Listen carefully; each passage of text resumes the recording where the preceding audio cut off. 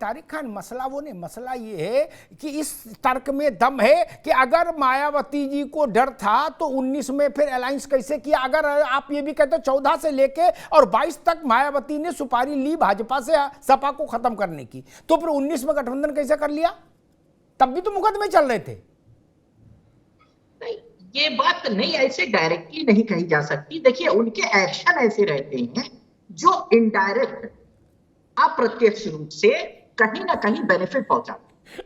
अब उसके पीछे वजह क्या है आप समझिए, कोई क्यों चाहेगा? मैं वही बात कह रहा हूं। और आपने अभी कहा भाई हम लोग अभी थोड़ा, आपका बहुत बड़ा तजुर्बा है पत्रकारिता। ठीक है तारिक बाबू, ठीक है तारिक भाई, ठीक, रुकना होगा। रत्नाकर जी के पास चलूंगा। रत्नाकर जी, ये बात तो सबके लिए कही जा सकती है, क्योंकि सबके जेब में 2-4 मुकदमों के नोटिस पड़े हैं। क्या पड़े हैं ना? किसी की कहीं पेशी, कोई जमानत पर है, कोई रेल में है, कोई जेल में है। नहीं, तो ये बात तो फिर सबके लिए कही जा सकती है। भाई आम आदमी पार्टी के भी नवरत्नों में से 2 रत्न जेल में है, और जाने कितने कितने जेल में है, और बाकी कतार में है। कुछ आधे रास्ते हैं, कुछ बैग पैक कर रहे हैं। नहीं, तब तो फिर अगर ऐसे ही सब लोग डर रहे हैं तो फिर तो बड़ा मुश्किल हो जाएगा। नहीं, हेमंत सोरेन का भी नंबर लग रहा है ईडी के यहां, सबका तो लग रहा है।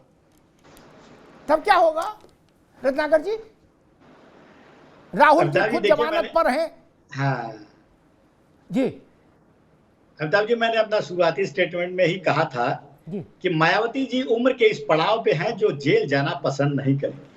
और 2 चीजें होती हैं, या तो आदमी डर जाता है या तो मजबूती के साथ मुकाबला करता है। कांग्रेस पार्टी या भी अन्य विपक्षी पार्टियां हैं जो भारतीय जनता पार्टी के साथ आज मजबूती के साथ मुकाबला कर रही हैं, लेकिन डरने का भी प्रमाण है। मायावती जी ने पूर्णतया नतमस्तक हो गई हैं, राजनीतिक अस्तित्व तो खतरे में है। वो सोच रही हैं कि अगर मैं नहीं नतमस्तक होंगी तो बचे कुछ दिन जो है वो जेल में गुजारने पड़ेंगे। अब तो वो अपना रिटायरमेंट के लिए भी अपने जो भतीजे को लेकर आ गई कि रिटायरमेंट प्लान ही बना लेते हैं, अब तो इन्हीं को आगे कर देते हैं। तो परिस्थितियां ऐसी हो गई हैं। मैं एक जवाब देना चाहूंगा थोड़ा, त्रिवेदी जी जो कह रहे थे और कांग्रेस के लिए ज्ञान दे रहे थे कि कांग्रेस को जहां पे गठबंधन नहीं करना चाहिए किया तो खत्म हो गई। त्रिवेदी जी को अपना वर्तमान शायद याद नहीं रहता है। आप 5 राज्यों के अलावा पूरे देश में सभी जगहों पे जहां जहां पे आपकी सरकार है वहां पे गठबंधन में है। तो क्या आने वाले 2024 के चुनाव में आप वहां पे खत्म हो जाएंगे? क्योंकि आपकी ये राय है तो ये आपके ऊपर भी एप्लीकेबल होता है। महाराष्ट्र में तो इनकी 3 इंजन की सरकार है। महाराष्ट्र में तो वैसे ही क्या होने वाला है आप समझ जाएंगे 2024 में। रही बात ये कह रहे थे ठगबंधन की, तो मैं अमिताभ जी कहना चाहूंगा, हम तो 26 हैं। अगर हम ठगबंधन है तो ये 37 वाले तो महाठगबंधन है। तो गठबंधन, रत्नाकर भाई, ठीक है, गठबंधन को ठगबंधन करके मैं त्रिवेदी जी के पास चलूंगा, उसका उत्तर दूंगा कि ठगबंधन है, ठगबंधन है क्या, कौन सा बंधन है। लेकिन एक बात मैं जरूर कहूं, महाराष्ट्र की बात रत्नाकर जी ने कही, मैं कहीं सुन रहा था कि कहीं ऐसा सुप्रिया सुले ने बयान दिया है कि एनसीपी में कोई टूट नहीं हुई, एनसीपी विधायक दल के नेता अजीत पवार साहब हैं, लो कर लो बात। तो क्या शरद पवार भी उसी डर से ग्रस्त हैं जिससे तथाकथित रूप से मायावती जी हैं? शरद पवार ऐसा तो नहीं कि पृथ्वीराज चौहान है इस उम्र में? क्या देखिए अमिताभ जी, उनकी भी हालत देख ही रहे होते हैं दशा सब। तब मुझे वो बताओ जो महाराणा प्रताप हो। एक मिनट सुन लो भैया, अभी आपके पास आएंगे नहीं, एक टिप्पणी करके मैं त्रिवेदी जी के पास चलूंगा। अरविंद केजरीवाल ने 2 लोगों को भगत सिंह घोषित किया था, क्या आज तक जमानत नहीं पाए ना। मुंसिफ मजिस्ट्रेट से लेकर सुप्रीम कोर्ट तक सब जगह अर्जी लगा ली, नहीं पाए ना। हमने देखा कौन भगत सिंह है। तब ये नियम तो सब पे लागू हो जाएगा। भाई त्रिवेदी जी, विपक्ष के पास एक ये कॉमन आरोप है कि भारतीय जनता पार्टी भय की राजनीति कर रही है, भयादोहन कर रही है राजनीतिक लोगों का, राजनीतिक पार्टियों का।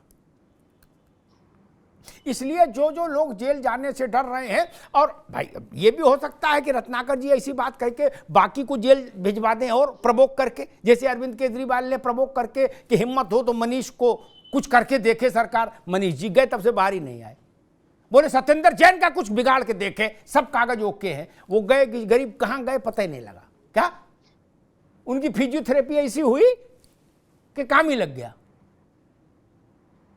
तो ये भी हो सकता है कि भाई ऐसा भी प्रवोक करके फंसवा दे दूसरों को। त्रिवेदी जी क्या स्थिति है? क्या वास्तव में भारत में राजनीति उस दिशा में आ गई कि भयादोहन की राजनीति हो रही है? देखिए अमिताभ जी, रत्नाकर भाई ने बहुत बढ़िया बात कही कि साहब डर के मारे लोग जुड़ जाते हैं, लेकिन डर के मारे ना कांग्रेस जुड़ी ना सपा जुड़ी, और इनके साथ जो 26 थे उनमें से कोई नहीं जुड़ रहा है। ये करें हम लोग भगत सिंह हैं। देखिए अमिताभ जी, जिस तरह इन्होंने 2013 में, आपको याद होगा, जब डीएमके ने कांग्रेस के सरकार से सपोर्ट वापस लिया था 11 बजे, 5 घंटे के अंदर अंदर डीएमके के जो अभी वहां के जो मुख्यमंत्री हैं स्टालिन जी, उनके बेटे को कस्टम ऑफिसर्स ने उठा लिया। 1 घंटे जब बवाल मचा तो छोड़ के भाग गए। भारतीय जनता पार्टी ने कोई जुड़े या ना जुड़े किसी का केस वापस नहीं लिया गया है।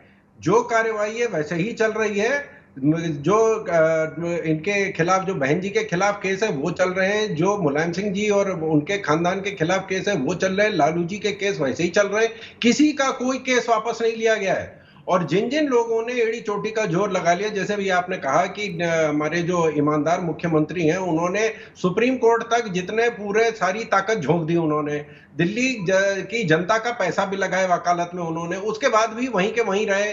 और सबसे ज्यादा इंप्रूवमेंट हुआ है दिल्ली में एक ही विभाग का है, वो जेल विभाग। वहां क्योंकि इन्हें मालूम है कि सबको जेल एक दिन जाना है, तो वहां सबसे ज्यादा सुधार हुआ है। वहां ब्यूटी पार्लर खुल गया है, वहां मसाज पार्लर खुल गया है, वहां मालिश के सेंटर खुल गए हैं। वहां पे सुकेश, मतलब ये इतनी ईमानदार पार्टी है जो चोरों से भी पैसे लेती है। सुकेश चंद्रशेखर जो है वो कह रहे हैं साहब हमसे घूस ली गई है, क्योंकि हमको 1.5 लाख की कमीज पहननी थी तो मुझसे घूस ली गई है। तो ये तो बहुत ही ईमानदार पार्टी है। लेकिन हम किसी का कोई केस वापस नहीं ले रहे हैं। जिसके खिलाफ जो केस है वैसे ही चल रहा है, वो कोर्ट में जाएगा, चार्जशीट फाइल होगी, जो कोर्ट का फैसला है वो लिया जाएगा। हमारी वजह से कोई नहीं काम हुआ है। जिन जिन ने काम किया है, आप देखिए बंगाल में क्या हुआ, 300 करोड़ रुपए बरामद हुए, 4-4, 5-5 बैंक की मशीनें गर्म होके फेल हो गई, नोटें ही नहीं गिन पाए। वो 3 दिन तक उन्होंने, 4-4 दिन तक उन्होंने, बैंक के अफसरों ने आके नोटें गिनी है, वो गिन नहीं पाए। तो इसमें ये जनता देख चुकी है 9 साल में, जब जब चुनाव में हम उतरे हैं, 2 बार लोकसभा, 2 बार विधानसभा, 2 बार निकाय चुनाव में, हर बार सारे समीकरण, सारे गठबंधन, सारे सब पैंतरे जैसे सब इस्तेमाल हो चुके हैं, और सारे पैंतरे इनको वहीं ले गए हैं जहां जनता ने इनको पहुंचा दिया है। आप देखिए कि एक और मैं चीज कहना चाहूंगा कि जो पार्टी जब सपा की सरकार, सपा जब चुनाव में उतरती है तो उसके साथ गठबंधन में 2 पार्टियां होती हैं, एक सपा होती है और दूसरी सपा होती है। तो बहन जी जुड़ी, बहन जी साफ हो गई, कांग्रेस जुड़ी, कांग्रेस साफ हो गई। और अब की बार देखें कि जो, क्योंकि इनका जो कांग्रेस का जो जोश है उत्तर प्रदेश में, इसलिए क्योंकि इन्हें बहन जी से दुगनी सीटें मिली हैं। बहन जी को 1 सीट मिली नहीं, 2 सीटें मिल गई, तो इस वजह से एकदम से जोश आ गया पार्टी में। लेकिन इनको एक तरफा टिकट वायनाड का कटा दिया गया है। और अभी जैसे राय साहब ने उत्तर प्रदेश में कहा कि नहीं साहब, वहां से रायबरेली से जो युवराज है वो चुनाव लड़ेंगे, फिर उन्होंने कह दिया हम अभी कोई फैसला नहीं कर रहे, अभी हम कहीं से नहीं लड़ेंगे। अभी तो पार्टी का ही तय नहीं है कि क्या भूत भविष्य है। राजस्थान में पायलट साहब इनका हवाई जहाज लेके उड़े जा रहे हैं, वो बुला के आ जाओ। ठीक है, ठीक बात है। लेकिन मुझे चिंता दिवाली की, रत्नाकर भाई आ रहे हैं, मुझे चिंता दिवाली की है। दिवाली में बहुत दिन नहीं बचे, कम से कम सिसोदिया और सत्येंद्र जैन दिवाली तो मना लेते घर में, है? कब से बंदर हैं और आप लोग और चढ़ा रहे हो लोगों को कि नहीं नहीं डरो नहीं, वीर तुम बढ़े चलो। क्या अरविंद जी ने यही कहा था कि हमने सबके कागज चेक कर लिए, इनमें कोई गलती नहीं, कोई माई का लाल इनको सजा नहीं दे सकता। क्या वो आज तक नहीं आए? अब वो अंदर क्या सोच रहे होंगे सोच ही लीजिए। तो ये भी मामला बड़ा है भैया। भगत सिंह बनना, कहना और बनने में अंतर है। रत्नाकर जी क्या कह रहे थे आप बताइए। 30 सेकंड लूंगा मैं। त्रिवेदी जी की बातों पे आना चाहता हूं। देखिए किस तरह से अपने आप को साफ पाक बताने की कोशिश कर रहे हैं, लेकिन भारत की जनता यह जानती है कि वॉशिंग मशीन किसके पास है। ये पहले तो ईडी और सीबीआई लगाकर लोगों को डराते हैं, धमकाते हैं, फिर उसके बाद 50 खोखे एकदम ओके। महाराष्ट्र में जो चुनावी जो नारा दिया जा रहा था वो भी एप्लीकेबल है इनके ऊपर। 95% केसेस ईडी के जो है ये विपक्ष के नेताओं के ऊपर करते हैं और कहते हैं कि हम तो निष्पक्ष कार्रवाई कर रहे हैं।